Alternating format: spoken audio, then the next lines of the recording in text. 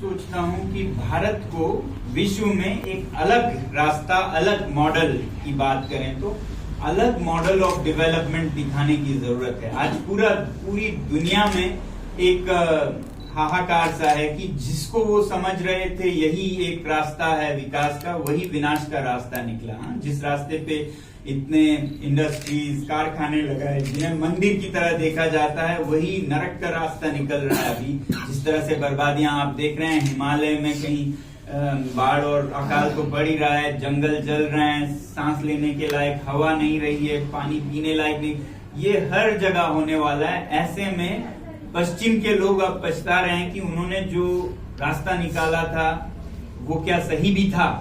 तो भारत को शायद नया रास्ता दिखाने की जरूरत है। हम बहुत बार सुनते हैं विकसित भारत।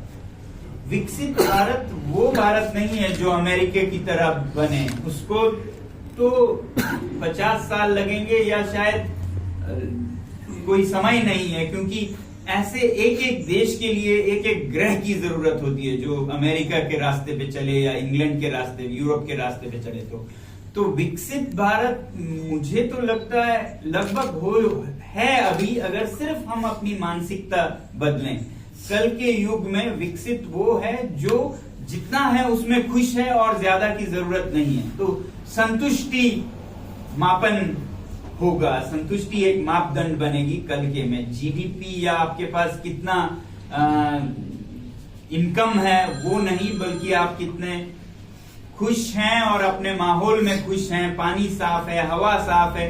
तो भारत को दोबारा से इंग्लैंड के रास्ते पे जाके फिर पछताकर वापस आने की जरूरत नहीं होनी चाहिए, बल्कि जैसा भारत अभी है उसमें जो अभी वंचित हैं रोटी कपड़ा मकान से, उनको तो जरूर हक बनता है। गरीबी में कोई वो नहीं है कि हम शान नहीं है कहेंगे, मगर फिर अमीरी भी कहीं हद तक ही हो। पश्चिम की तरह पागलपन न करें, जहां हमें एक मकान चाहिए वहां 10 हो, जहां 2 जोड़े कपड़े चाहिए या 4 कहिए वहां 40 हो, ये सह नहीं सकेगी धरती। तो इसलिए भारत को दिखाना होगा ये रास्ता कि हम थोड़े में खुश कैसे रह सकते हैं। तो उसी को मैं विकसित भारत कहूंगा, उसी को मैं विश्व गुरु कहूंगा। विश्व गुरु हम उनके ही रास्ते पे उनको सबक सिखाकर नहीं कर सकते, इसलिए मैं बोलता रहता हूं कि हम विश्व गुरु दिल्ली और बंबई के सहारे नहीं बन सकेंगे। ये दिल्ली और बंबई तो न्यूयॉर्क और लंदन के नकल हैं, नकल से कोई क्यों सीखेगा, सेकंड ग्रेड कॉपीज हैं। अगर सीखेंगे तो हिमालय के गोद में जो जनजातीय जातियां रहती हैं, मौलिक जो सभ्यता पनपती है यहाँ, वो जो जंगलों में पहाड़ों में है, उनसे सीख सकते हैं कि कैसे सादा जीवन में खुश रह सकते हैं। ये कला आज ना न्यूयॉर्क में है ना लंदन में है। ये कला सीखने की जरूरत है कि थोड़े में खुशी, समुदाय के साथ लोगों में एक जुड़ाव हो, जिसे कहते हैं कम्युनिटी स्पिरिट हो, सामुदायिक भावना, वो बरकरार रहे तो विकसित भारत हो चुका है मेरे ख्याल से। यह बहुत जल्द होगा, न कि हम जीडीपी यूरोप के बराबर करके करेंगे। तो ये हम चाहते हैं कि पूरे भारत में हो और भारत औरों को रास्ता दिखाए। जैसे आई लिव सिंपली का कहा, हम हर जगह ये कहते आए हैं कि वैसे ही प्रधानमंत्री जी ने एक मिशन लाइफ का रास्ता दिखाया। मिशन लाइफ में लोगों से अपील की जाती है कि वो जीवन सादा करें,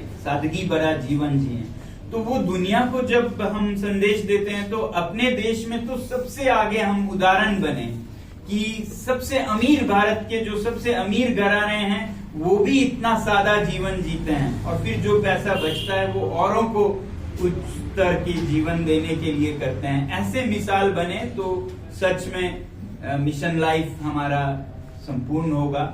लिव सिंपली जो गांधी जी ने भी दिखाया, उस पे हम चल रहे होंगे। ऐसा एक भारत हो, हमारी उम्मीद है, जिसके भूख में ये सारे हिमालय, पर्वत, नदियां न खत्म हो जाए। बीच में लोग आते हैं, उनके लिए बहुत मुश्किलातें खड़ी होती हैं। तो हम पूरे हिमालय के संरक्षण की भी वकालत करते हुए जा रहे हैं, मगर सिर्फ सरकार से ही नहीं, हम तो जनता को भी जागरूक कर रहे हैं कि हम भी अपना दायित्व निभाएं, क्योंकि हम भी उसमें अगर जुड़ जाएं कचरा फैलाने में या उसके प्रबंधन को ढंग से न करने में, तो ये हिमालय ज्यादा देर नहीं बचेगा। तो ये राष्ट्रीय स्तर पर है, और फिर एक ग्लोबल स्तर पर, विश्व के स्तर पर हम बड़े बड़े शहरों के नागरिकों को ये आग्रह कर रहे हैं कि वो अपना जीवन सरल बनाएं, सिंपल बनाएं, ताकि वो इतना खपत, इतना कंज्यूम ना करें, चाहे वो बिजली हो या फिर गैजेट्स हो या फिर कपड़े हो या मकान हो। आप जब 2 की जगह 10-10 जोड़े कपड़े या मकान या गाड़ियां रखते हैं, तो खनन या बिजली के लिए ये बड़े कॉर्पोरेट्स पहाड़ों में आते हैं। आप अगर आधा करें अपने जरूरतें, तो ये सारा बर्बादी भी आधा हो जाएगा। तो हम बड़े शहरों के लोगों को खासकर अपील करना चाहते हैं कि please live simply in the big cities so that we may simply live in the mountains. तो ये स्थानीय, राष्ट्रीय और विश्व के स्तर पर हम एक संदेश दे रहे हैं। बाकी लद्दाख की खासकर बात है, क्योंकि लेह से चले हैं लोग 100 से अधिक, तो वहां पर खासकर हम संरक्षण और जमहूरियत, जिसे लोकतंत्र कहते हैं, उसकी बहाली की मांग को याद दिलाने जा रहे हैं। क्योंकि लद्दाख में अभी लोकतंत्र का मंच नहीं है, वहां पर कोई असेंबली नहीं है जैसा आपके यहाँ हिमाचल में है या हर एक स्टेट में है। वहां तो सिर्फ अफसर आके राज चलाते हैं 2-3 साल के लिए और सीख के चले जाते हैं, तो उनको लद्दाख के बारे में ज्यादा मालूम नहीं होता है।